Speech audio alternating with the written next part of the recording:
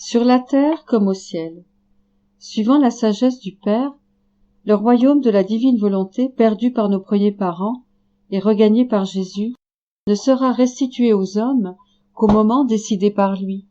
À l'instar d'un arbre, l'Église, fondée par Jésus, aura à grandir, à développer un tronc et des branches, à produire des feuilles et des fleurs, puis le fruit, portant en lui la semence de vie, arrivera à terme. Ce fruit ne sera autre que les fils et les filles de la divine volonté, en qui Dieu réalisera son objectif premier de la création de l'homme. La sainteté qu'il leur donnera sera sa propre sainteté, celle qu'il avait jadis accordée à ses premières créatures humaines, Adam et Ève. Cette sainteté brillera comme le soleil, comparativement aux autres saintetés qui, à côté d'elle, ne brillent que comme des étoiles. Ces bienheureux fils et filles de la divine volonté imiteront d'une manière très réelle la vie intérieure et cachée de Jésus.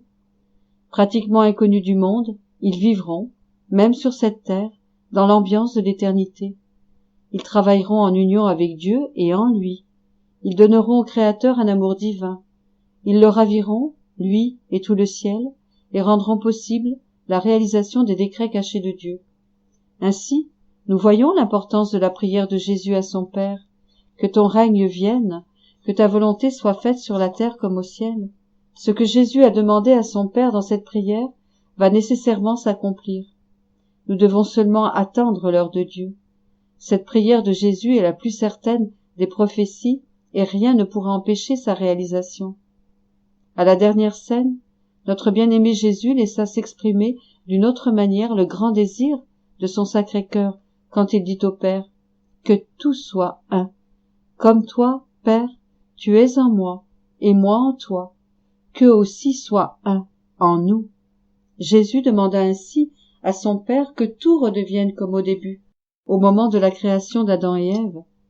Clairement, l'unité en Dieu que Jésus demande pour les hommes est une unité qui ne sera possible que lorsque tous les hommes vivront dans la divine volonté. En effet, le cadeau de la divine volonté nous met en unité avec la Trinité, nous rend un avec le Père, le Fils et le Saint-Esprit. Une aussi parfaite unité n'est possible d'aucune autre manière.